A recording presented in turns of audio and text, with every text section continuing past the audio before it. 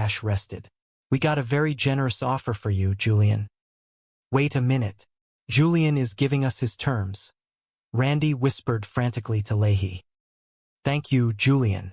"Sorry, buddy," Leahy mumbled.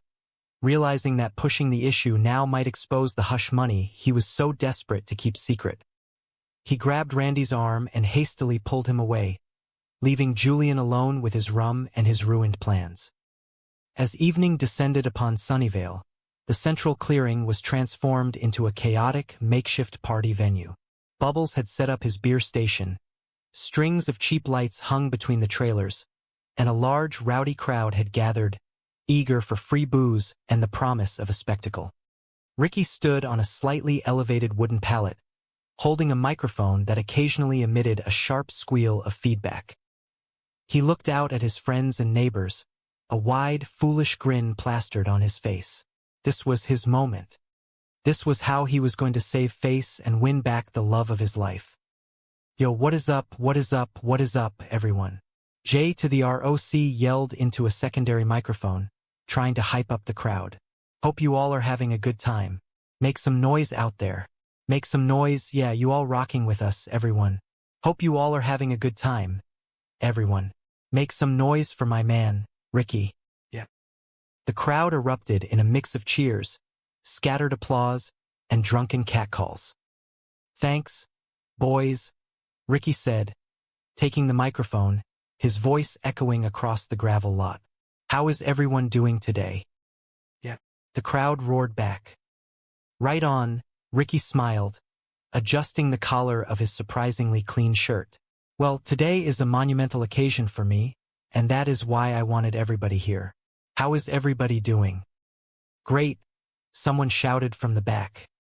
"You ready for the big announcement?" Ricky asked, his voice rising in dramatic anticipation. Yeah. The crowd responded, leaning forward eagerly. "All right, Corey, Jacob, you are on," Ricky commanded, pointing toward the dark space between two trailers. "It is time." The crowd fell into a hushed, expectant silence. Slowly, tentatively, Corey and Jacob emerged from the shadows, struggling to lead the massive, beautiful chestnut horse into the center of the party. The string lights reflected in the animal's dark, liquid eyes. The crowd gasped in genuine, bewildered shock. "Check out this thing," Ricky announced proudly, gesturing to the horse. "Oh my goodness, are you joking, Ricky?"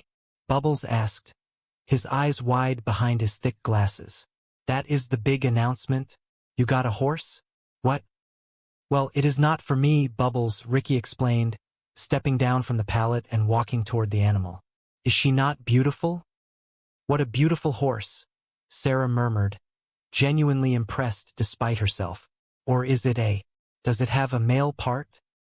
"Yeah, dude, it has got a huge one," Corey confirmed loudly, ruining the majesty of the moment. "Actually, I guess it is a he, so." "Anyway," Ricky continued, ignoring Corey and turning back to the crowd.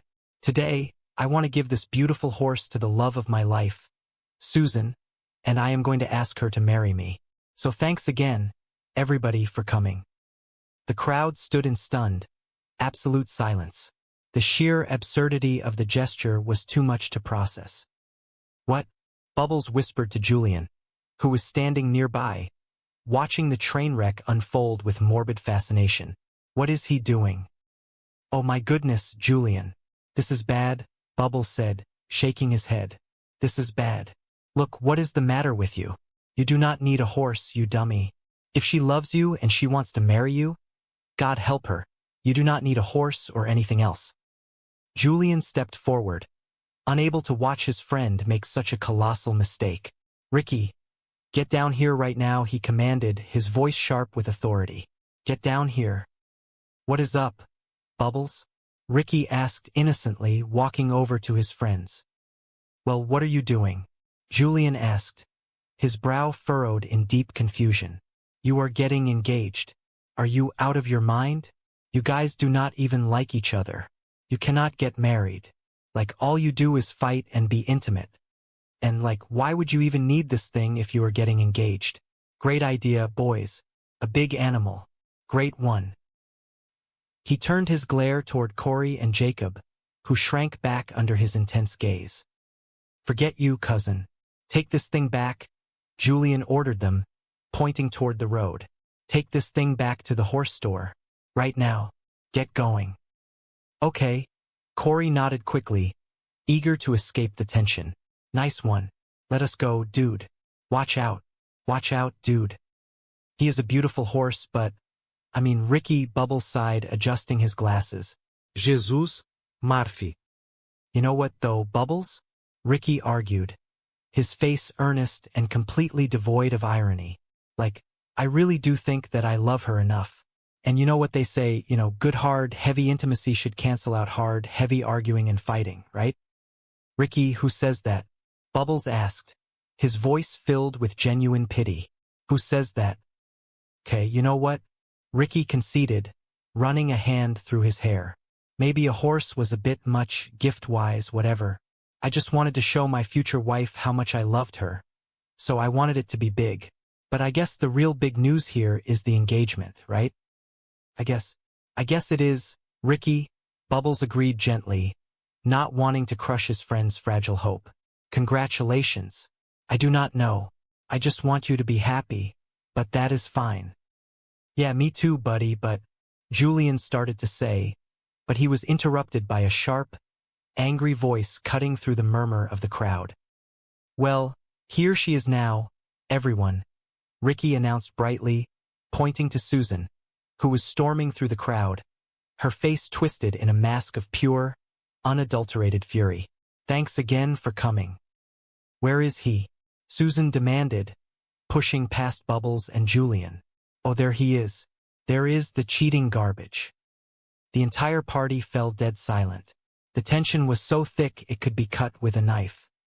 You dirty low-down lying bad person, Susan screamed, marching right up to Ricky and pointing a manicured finger directly in his face. You terrible person. Where did you catch it? Huh? From one of these trashy trailer women? Sarah, standing nearby, bristled immediately. Well, who are you calling a trailer woman? Do you want to go to a funeral or what? Just calm down. Please, Ricky pleaded, his hands raised defensively, completely bewildered by the sudden attack. What are you talking about? Catch what? Catch what? Catch what? Chlamydia is catch what? Susan shrieked, her voice echoing across the silent park. I am kicked out of my house because of you. You gave me a sexually transmitted disease, you piece of garbage, you cheating rotten awful magnet. We are done. Forget you. Forget you. Susan, hold on here, Ricky argued, his own temper finally flaring. You listen to me right now. I did not sleep with anybody else. Why would I? I love sleeping with you. And you are living with someone? Susan mocked, crossing her arms. What, are you married? No, not exactly, but 16 years, Ricky, Sarah chimed in, glaring at Susan. What, Susan? Ricky asked, his heart sinking as the reality of the situation slowly began to dawn on him. I thought we loved each other or something here. I was actually going to ask you to marry me today.